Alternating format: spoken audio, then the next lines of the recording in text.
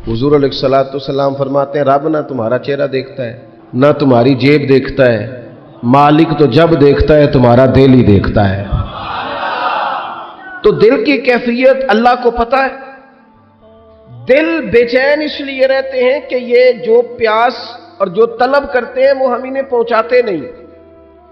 दिल बेकरार इसलिए रहते हैं कि ये रब और रसूल की मोहब्बत से ठंडे होंगे, हम इधर उधर की चाहते लिए फिरते। इनके अंदर बेकरारी इसलिए है कि हमने उम्मीदें लोगों से वाबस्ता कर ली हैं, जो लोगों से नहीं करनी चाहिए थी, अल्लाह रसूल से करनी चाहिए। हमने असबाब को इख्तियार करना है, भरोसा असबाब पर नहीं, भरोसा तो अल्लाह ताला पे करना है।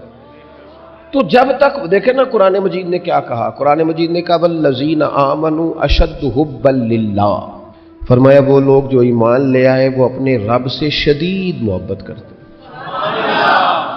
अपने रब से प्यार करते हैं। उनके सजदे बोझ नहीं, उनके सजदे तो लज्जत है। उन्हें नमाज के लिए लाना नहीं पड़ता, जबर नहीं करना पड़ता, उनके तो दिल खिंचे चले आते हैं। उनको तो प्यार हो गया, रात सारी बीत गई और एक सजदा भी मुकम्मल ना हुआ। वो तो माल चूंकि अल्लाह ने दिया है तो राह खुदा में खर्च करते वक्त उनकी तबीयत किसी किस्म का तकल्लुफ नहीं महसूस करती, कोई बोझ नहीं महसूस करती। क्योंकि वो हर चीज से बढ़कर अल्लाह रसूल से प्यार करते हैं तो ये चीजें उनके सामने कभी भी रुकावट नहीं बनती। और दिल में सबसे ज्यादा मोहब्बत अल्लाह की, और जहां तक ताल्लुक है मेरे रसूल पाक का, अल्लाह करीम ने फरमाया अन्नबिय्यु औला बिल मुमिनीना मिन अनफुसिहिम, फरमाया ये जो नबी है ना ये तो मोमिनों से उनकी जानों से भी ज्यादा करीब है। तो हर वक्त दिल की धड़कनों में, रूह की ठंडक में, कल्ब में, दिल में, रूह में, जहन में जो चीज हर वक्त समाई है ना मोमिनों के, वो रसूल पाक की जात है। अगर रात सारी बंदा यही सोचता रहे कि सवेरे यार किस तरह काम चलाना है, पैसे कैसे आएंगे, जो मेरे पास 2 लाख है इसे 6 कैसे करना है, और ये 6 है ये 12 कैसे हो सकता है, और जनाब ये दुनिया मेरी कैसे आगे बढ़ सकती है, और ये जो प्लाट पड़ा है ना मेरे घर के बिल्कुल सामने कैसे कुछ चक्कर चले कि मेरा हो जाए, गाड़ी है ज़रा छोटे टायरों वाली बड़े टायरों वाली कैसे आ सकती है। अगर 24 घंटे मनसूबाबंदी दुनिया हासिल करने से दीन मना थोड़ा करता है। हुजूर ने तो फरमाया मेहनत करके कमाई करने वाला अल्लाह का दोस्त है, मना नहीं है, लेकिन हर वक्त उसी गिनती में रहना, उसी के शुमार में रहना, उलझ जाना और जो असल चीज थी उसको छोड़ जाना। हम ना नेकी करते हैं, मोमिन होते हैं, लेकिन उसकी लज्जत नहीं पाते। यानी अगर नमाज पढ़ के भी बंदा करार ना हासिल करे, अगर वो खैरात करके भी उसकी ठंडक ना महसूस करे, मस्जिद आके महफिल करा के महफिल में बैठ के फिर भी उससे कोई रूहानियत ना पा सके, उसने 20 उलमा सुने, उसने दर्जनों खुतबा सुने, उसने सारी जिंदगी गुजार दी, लेकिन उसके दिल की कैफियत ही ना बदली, वो लज्जत खास ही उसे नसीब ना हो, तो फिर उसे सोचना चाहिए ना कि दिल में ना अल्लाह ताला ने ना हर चीज 2-2 बनाई है। होठ 2, आंखें 2, कान 2, हाथ 2, पैर, दिल अल्लाह ने एक ही बनाया। ये नहीं हो सकता कि चलो एक तरफ मुझे रख लो एक तरफ किसी और को रख लो, दिल ही एक बनाया है। वो कहता है बस दिल एक है तो रब रसूल ही रहेंगे इसमें इधर उधर की चाहते न ले आना। जब तक दिल के अंदर पूरी तौर पर अल्लाह रसूल की, बुखारी मुस्लिम में हदीस है, नबी पाक अलैहिस्सलाम ने फरमाया अगर तुम चाहते हो ना तुम्हें ईमान की लज्जत नसीब हो, आप ज्यादा गौर करें मेरी बात पर, एक है खाना, एक है मजेदार खाना, एक है मोमिन होना और एक है मोमिन होने का मजा आना, लज्जत नसीब होना कि मैं साहिब ईमान हूं। फरमाया अगर तुम चाहते हो कि तुम्हें ईमान की लज्जत नसीब हो, ये हदीस आपने भूलनी नहीं, बुखारी मुस्लिम में, अगर चाहते हो कि ईमान की लज्जत नसीब हो तो 3 काम करो। या रसूल अल्लाह सल्लल्लाहु ताला अलैहि वसल्लम कौन कौन से? हुजूर फरमाने लगे पहला काम ये करो कि हर चीज से बढ़कर अल्लाह रसूल से मोहब्बत करो। لیکن یہ نیرا نعرہ نہیں لگانا، یہ غور کرنا ہے، پیسوں پر اچھی طرح غور کر کے سوچ لینا ہے کہ پیسے زیادہ پیارے ہیں کہ اللہ رسول، یہ غور کر لینا۔ یہ جو جھوٹی انا کے بت بنائے ہوئے نا، میری عزت، میری برادری، میری افسری، میرا قبیلہ، میری کرسی، یہ غور کر لینا ہے کہ کرسیاں زیادہ پیاری ہیں، اقتدار زیادہ پیارا ہے کہ اللہ رسول۔ ایک طرف رسول اللہ کی شریعت اور ایک طرف تیری برادری کے رسم و رواج، لیکن شادی والے دن رسم و رواج جیت گئے۔ کدھر گئی تیری محبت رسول؟ وہ صرف محفل والے دن تھی، ربیع الاول شریف میں تھی۔ ہم تو دیندار سمجھتے ہی اس کو ہیں جس کے گھر میں شادی ہو تو پتہ چلتا ہے کتنا دیندار ہے۔ محفل میں تو سارے دیندار ہوتے ہیں، یہ تو پتہ ہی تب چلتا ہے جب کسی کا انتقال ہو جائے نہ گھر میں کوئی خوشی آئے کہ اب یہ کتنا دیندار ہے، اب پتہ چلے گا۔ مسجد میں تو سارے دیندار ہیں۔ فرمایا اگر چاہتے ہو کہ لذت ایمان نصیب ہو تو ہر چیز سے بڑھ کر اللہ رسول سے پیار کرو، اور دوسرا فرمایا جس سے بھی پیار کرو نا اللہ رسول کی رضا کے لیے کرو۔ شکریہ کا تکلف بھی چھوڑ دو، وہ میرا احسان مانے گا یہ بھی چھوڑ دو، میری تعریف کرے گا یہ بھی چھوڑ دو، فقط اللہ رسول کی رضا کے لیے رشتے بنانے شروع کرو، مومن ہونے کا مزہ آئے گا۔ جتنے ہم شکوے کرتے ہیں نا رشتہ داروں کے، بھائیوں کے، قبیلوں کے، برادریوں کے، یہ سارے ختم ہو جائیں اگر ہم محبت اللہ رسول کی وجہ سے کرنی شروع کر دیں۔ اگر بنیاد اللہ رسول کی رضا ہو تو ہماری طبیعتوں میں کسی کے لیے نفرت پیدا نہ ہو، بے ادبی پیدا نہ ہو، کوئی ایسا ماحول نہ ہے۔ کیوں کہ ہم ڈائریکٹ پیار ہی نہیں کرتے، ہم جس سے بھی پیار کرتے ہیں درمیان میں رب و رسول کو رکھ کے کرتے ہیں۔ اور حضور فرماتے ہیں قیامت کے دن رب اعلان کرے گا، اللہ فرمائے گا وہ کہاں ہیں جو دنیا میں میری رضا کے لیے آپس میں پیار کرتے تھے؟ یا اللہ کیا ملنے والا ہے؟ اللہ فرمائے گا آج میرے عرش کے سائے کے علاوہ سایہ کوئی نہیں، جو دنیا میں میری رضا کے لیے آپس میں پیار کرتے تھے انہیں آج میں اپنے عرش کا سایہ عطا کروں گا۔ تو اگر ایمان کی لذت چاہتے ہو، ایک تو ہر چیز سے بڑھ کے اللہ رسول سے پیار کریں، ایک جس سے بھی پیار کریں اللہ رسول کے لیے کریں، اور دوسرا فرمایا مومن ہونے کے بعد، کلمہ نصیب ہونے کے بعد، ایماندار ہونے کے بعد کفر کی طرف جانا اتنا ناپسند کریں، اتنا ناپسند کریں جتنا کوئی آگ میں جانا ناپسند کرتا ہے۔ ایک بزرگ تھے، ہمیں تفسیر پڑھایا کرتے تھے، تفسیر کے استاد تھے۔ میں نے ان سے ایک دن کہا، میں نے کہا حضرت صاحب کچھ باتوں میں نا میں اڑ جاتا ہوں، میں اپنے آپ کو اتنا لائق نہیں سمجھتا، تو کہیں کہیں نا ذہن الجھ جاتا ہے، تو کبھی الجھ جاتا ہوں۔ ایک سوال کئی دنوں کا ہے، اصول تفسیر کا مسئلہ ہے، تو ذرا کچھ چیزیں ایسی ہوتی ہیں بزرگ کہتے ہیں جو کتابوں سے نہیں ملتی، صرف سینوں سے ملتی ہیں۔ کورس تو فقط لفظ ہی سکھاتے ہیں، یہ آدمی ہے جو آدمی بناتے ہیں۔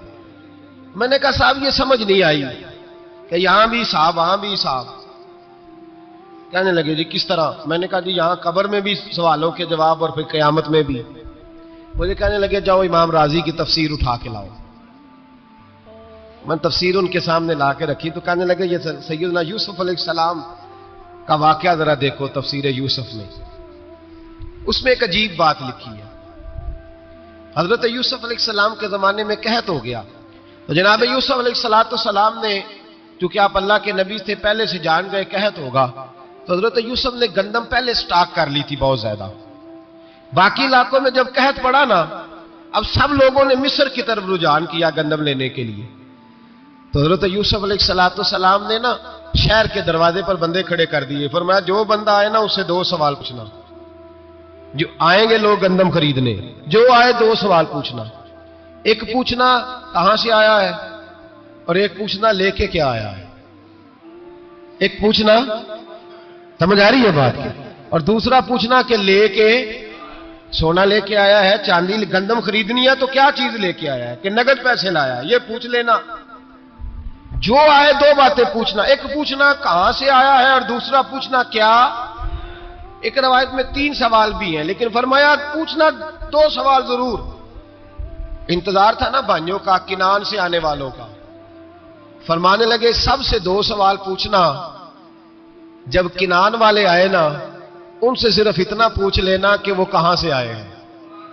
اگر پوچھے نا کنان سے آئے ہیں تو پھر یہ نہ پوچھنا کیا لے کے آئے ہیں. پھر میں جیبیں خود ٹٹول لوں گا وہ کیا لے کے آئے. باقیوں سے 2 سوال. جب میرے بھائی آئے نا, بھائی بھائیاں دے ویری ہوندے تے بھائی بھائیاں دیا باواں, جب میرے بھائی آئے تو ان سے یہ نہیں پوچھنا کہ وہ کیا, بس یہ پوچھنا کہ کہاں سے. اتنی بات پوچھنا, باقی میں پوچھ لوں گا. آپ فرمانے لگے رب بھی فرشتوں سے کہتا ہے تم قبر میں نا میرے بندوں سے زیادہ سوال نہ کرنا, بس یہ پوچھ لینا مجھے مانتے ہیں, میرے نبی کو مانتے. قبر میں تم اتنے سوال پوچھ لینا, باقی لے کے کیا ہے وہ میں خود ہی پوچھ لوں گا. فرشتوں کے سامنے رب کریم اپنے بندے کو بے آبرو کرنا, بس تو یہ بتا دے اللہ رسول کو مانتا ہے کہ نہیں.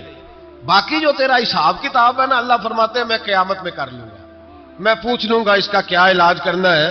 بس تم اتنا بتا دو مجھے مانتے ہو, میرے رسول کو, میرے بھائی, میرے نبی کریم علیہ السلام. فرماتے ہیں جو بندہ توبہ کرنے والا تھا, اللہ کی بارگاہ میں آنے والا تھا, بار بار توبہ کرتا تھا, احساس رہتا تھا, اسے احساس تھا, آیا کرتا تھا, پھر بھی غلطیاں ہو گئی, قیامت کے دن رب کریم اپنے فضل کی چادر اس پہ ڈالے گا, فضل کی چادر ڈالے گا, اور رب کریم اس سے پوچھے گا یہ گناہ کیا تھا. اور نبی پاک فرماتے ہیں اس نے بڑے بھی گناہ کیے, اللہ چھوٹے چھوٹے گناہوں کے بارے میں پوچھے گا. یہ غلطی کی تھی, یہ گناہ, بندہ ڈر رہا ہے, وہ کہہ رہا ہے پتہ نہیں سزا کیا ملے گی. چونکہ دنیا میں بھی ڈرتا رہا, یہاں بھی ڈر رہا ہے. شرط یہ ہے کہ احساس والا ہو, آتا رہو. پھر بھی غلطیاں ہو گئی, خیال کرتا تھا, محنت کرتا تھا, نیک ہونے کی جدوجہد کرتا تھا, کوتاہیاں رہ گئی. یہ گناہ کیا تھا یا اللہ بھول گیا تھا, یہ گناہ کیا اللہ مجھ سے غلطی ہو, یہاں بھی کیا تھا یا اللہ غلطی ہو گئی. نبی پاک صلی اللہ علیہ وسلم فرماتے ہیں چھوٹے چھوٹے گناہ اللہ دکھا رہا ہے, اور اس سے کہہ رہا ہے یہ کیا تھا, یہ کیا تھا, مانتا جا رہا ہے. رب کریم فرماتا ہے پتہ ہے میں تیرے ساتھ کیا کرنے والا ہوں. ٹانگیں کانپ گئی, یا اللہ پتہ نہیں. فرمایا میں تجھے ان گناہوں کے بدلے نیکیاں دینے لگا ہوں, ان گناہوں کے بدلے نیکیاں. نبی پاک فرماتے ہیں فٹافٹ ہی بول پڑا, کہنے لگا یا اللہ میں نے تو بڑے بڑے گناہ بھی کیے, اگر تو نے گناہوں کے بدلے نیکیاں دے دیا تو میرے تو بڑے بڑے پاپ بھی ہیں, وہ دوسرے کدھر ہیں. میرے حبیب کریم علیہ الصلوۃ والسلام فرماتے ہیں رب مسکرائے گا جو رب کی شان کے لائق ہے. اللہ فرمائے گا تیرے دل میں احساس تھا, تو آیا کرتا تھا, تو توبہ کرتا تھا, تو میری بارگاہ ناز میں آتا تھا, پتہ تیرے اوپر چادر کیوں ڈالی ہے. یا اللہ نہیں. فرمایا میں تجھے اپنی رحمت کی چادر میں چھپا کے جنت میں داخل کرنا چاہتا ہوں. میرے بھائی تو آ تو صحیح, تو پہنچ تو صحیح. خدا را یہ جتنی دنیا داری ہے نا, یہ تو آپ ہر وقت کریں گے تو راضی ہوں گے لوگ, ہر وقت. اور یہ جو ہم نے پلاننگ کی ہوئی ہے نا کہ میں فلانا کام کر کے سیانا ہو جاؤں گا, تو اتنی مہلت نہیں دی اللہ پاک نے. وہ کہتا فوراً آپ اپنی منصوبہ بندی بدلیں, رحمت الہی کی جانب توجہ کریں, اپنا ذہن رب کریم کے بارے میں کرم والا بنائیں, اور یہ ارادہ کریں کہ میں اس کی بارگاہ میں آؤں گا تو وہ مجھے عطا کرے گا. اپنے بازو پہ بھروسہ نہ کریں, اپنی عقل پہ بھروسہ نہ کریں. بھروسہ جب بھی کرے خدا کی رحمت پہ کرے, اس کے فضل پہ کرے, اس کے کرم پہ کرے, اور ذہن بنائے کہ اللہ معاف کرنے والا ہے. ہمارے ذمہ یہ ہے کہ ہم اپنے گناہوں کا احساس پیدا کریں. ہماری ذمہ داری یہ ہے کہ ہم توبہ سچی اور کھری کریں. ہماری ڈیوٹی یہ ہے کہ ہم اللہ کی بارگاہ میں صحیح معنوں میں حاضری دیں. ہم توبہ بھی جھوٹی کرتے ہیں, بلکہ اگر میں کہوں کہ مذاق کرتے ہیں. شب برات آنے والی ہے نا, کس دن ہے؟ جمعرات کو شب برات آئے گی. کچھ لوگ تو خیر ویسے ہی ڈٹ جاتے ہیں, کہتے ہیں ہم نہیں مانتے, وہ پکے لگے ہوئے ہیں, وہ کہتے ہیں نہیں عبادت نہیں کرنی چاہیے. میں نے کہا یار بس کرو, چھوڑ دو. اب اللہ کی عبادت کرنے کے لیے بھی تم سے سند لینی پڑے گی کہ مولوی صاحب اجازت دے, نفل پڑھ لیں, اجازت لینی پڑے گی. اور بندے بڑے سمجھدار ہیں, وہ کوئی سیاسی بندہ دوسری پارٹی کا آ جائے تو اسے مطمئن کر لیتے ہیں. کچھ بسرا دوسری جماعت کا مسئلہ پوچھ لے, کہتے ہیں مولوی صاحب پوچھ کے دساں گا. موٹی سی بات ہے, شب رات کو کیا ہوتا ہے؟ عبادت. کیا ہوتا ہے؟ بول کے بتائے. یہی ہوتا ہے نا, تو اس کے لیے سرٹیفکیٹ کی ضرورت ہے جی. والذین یبیتون لربہم سجدا وقیاما. اللہ فرماتے ہیں میرے بندے ساری رات گزار دیتے ہیں یا قیام کرتے ہوئے یا سجدہ کرتے ہوئے. اس کے لیے سرٹیفکیٹ کی ضرورت ہے. بڑی جلدی مسئلہ پوچھنے آ جاتے ہیں لوگ. ہاں, ایک وہ ہے جو مانتے ہی نہیں سرے سے, ایک وہ ہے جو بڑا عجیب مانتے ہیں. وہ کہتے ہیں شب رات ہے چھوٹا گوشت ہی نہیں مل رہا دکان سے. بھئی شب برات گوشت کھانے کا دن ہے, حلوہ کھانے کا دن ہے شب برات, موت کرنے کا دیہڑا آ گیا شب برات. شب برات آئی ہے, پہلے کلو گوشت آتا تھا, 2 کلو لے لو. یہ کون سا طریقہ ہے شب برات منانے کا؟ اور پھر شب برات منائی جائے گی, معراج شریف سے پٹاخے چل رہے ہیں روز شام کو, چلتے ہیں نا؟ نہیں, میں کہ مینو غلطی لگتی, تسی بولے نہیں نا. چلتے ہیں پٹاخے. کون بیچتا ہے پٹاخے؟ ہندو, سکھ, یہودی. چلاتا کون ہے؟ کس نے کہا ہے چلانے؟ اس میں کوئی کسی فرقے کا بھی اختلاف نہیں ہوتا. ڈرنا چاہیے اللہ پاک سے. اللہ جہنم کی آگ ٹھنڈی کرتا ہے, ہم جلاتے ہیں شب رات کو. رب فرماتا ہے ٹھنڈی ہوگی, ہم جلا رہے ہیں. بچے پٹاخوں کے پیسے پڑوسی سے لے کے آتے ہیں کہ ہم سے لیتے ہیں؟ ہم منع کیوں نہیں کرتے؟ جوتے نہ پالش کرنے پہ تو تھپڑ لگتے ہیں, تو پٹاخے والے بچے کو نہیں پوچھا جا سکتا؟ باپ کی ذمہ داری ہے. اور محدثین نے مسئلہ لکھا ہے, اگر بچہ نابالغ کوئی غلطی کرتا ہے تو اس کا باپ ذمہ دار ہے, جواب دے اس کی جگہ.